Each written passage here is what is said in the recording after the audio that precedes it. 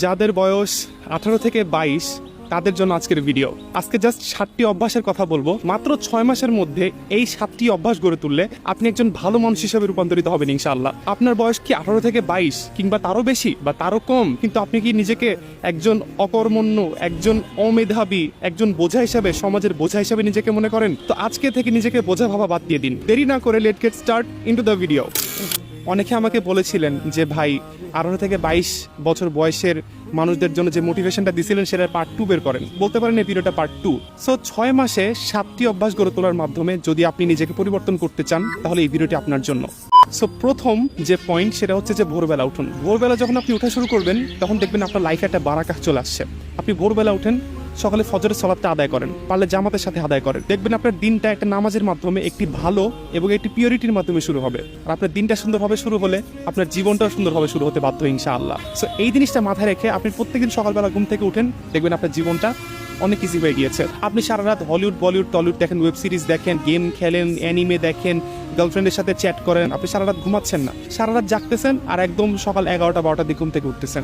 এখন আপনি ভাবেন যে আপনি যখন সকালবেলা ঘুম থেকে উঠতেন আপনি যে পরিমাণ কাজ করতে পারতেন, আপনি দিনের অর্ধেকটা সময় খেয়ে ফেলতেছেন। আপনার দিনটাই শুরু হচ্ছে সকাল 12টায়, আপনি দিনের অর্ধেকটা সময় খেয়ে ফেলতেছেন, তাহলে আপনার কাজ শুরু হতে তো দেরি হয়ে যাচ্ছে। আপনি খেয়াল করবেন সমাজে কুকুরের পরিমাণ বেশি, গরুর পরিমাণ কম। প্রত্যেক অলিতে গলিতে লাখ লাখ কোটি কোটি কুকুর, কিন্তু দেখবেন প্রত্যেক বছরে কুরবানি ঈদ উপলক্ষে কোটি কোটি লাখ লাখ গরু কিন্তু কুরবানি দেওয়া হয়।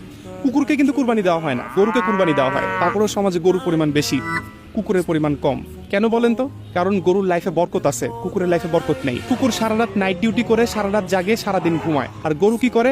সারা রাত ঘুমায় এবং সকালবেলা তার হাম্বা ডাক শুনে আমরা ঘুম থেকে জেগে উঠি, আমরা ফজরের সালাত আদায় করি। ঠিক সেইভাবে আপনি যদি সারা রাতকে ঘুমিয়ে কাটান, আল্লাহ তাআলা আপনাকে রাত যে জন্য সৃষ্টি করে দিয়েছেন যে বান্দা তোমরা রাতে ঘুমাও, সারাদিন কাজ করো, সকালবেলা ঘুম থেকে উঠে, ফজরের পর ঘুম থেকে উঠে, সুবহ সাদিকের সময় ঘুম থেকে উঠে তোমরা রিজিক অন্বেষণে বের হও। সেই বান্দা সবচেয়ে বেশি উত্তম, যেই বান্দা সকাল সকাল ঘুম থেকে উঠে রিজিক অন্বেষণে বের হয়। তার রিজিকে আল্লাহ তাআলা বারাকাহ দেন। তাই সকালবেলা ঘুম থেকে উঠুন, সারাদিন কাজ করুন, সারা রাত ঘুমান। জম্বি হবেন না, গরুর মতো হন, কুকুর হইয়েন না। দ্বিতীয় যে অভ্যাস সেটা হচ্ছে যে নেশা ছাড়তে হবে ভাই। সিগারেট বিড়ি খাওয়া ছেড়ে দেন, একটু ছেড়ে দেখেন না কি হয়। হ্যাঁ, অনেক খারাপ লাগবে, সাময়িক সময়ের জন্য অনেক খারাপ লাগবে, ডিপ্রেসড লাগবে। নেশা ছাড়লে অনেক খারাপ লাগে, সেটা আমি জানি। আমার অনেক ফ্রেন্ড যারা নেশা করতো, তারা নেশা ছাড়ার পর থেকে প্রথম দিকে তারা ছটফট করতো। হ্যাঁ, নেশা করার মাধ্যমে আমাদের সাময়িক সময়ের জন্য একটা ভালো লাগা কাজ করে, আমাদের সাময়িক সময়ের জন্য ডোপামিন রিলিজ হয়, ডোপামিন পাই আমরা। কিন্তু এটা ডেইলি বেসিসে যখন আমরা খাই, এটা আমাদের উপর একটা পার্মানেন্ট ইম্প্যাক্ট ফেলে, যে আপনার শারীরিক চরম ক্ষতি হচ্ছে, যেটা আপনি বুঝতে পারছেন না। তাই ভাই নেশা ছাড়েন। এখন অনেকে বলবেন যে ভাই সিগারেট বিড়ি খাইলে কি আমি অনেক টাকার মালিক, আমি অনেক বড় বিজনেসম্যান, আমি অনেক বড় চাকরিজীবী, আমার মাসে বেতন 1 লাখ টাকা, 2 লাখ টাকা, 5 লাখ টাকা আমি আর্নিং করি, আমার অনেক টাকা আছে, তাহলে আমি কেন? নেশার সাথে এগুলো কোনো সম্পর্ক নাই ভাই।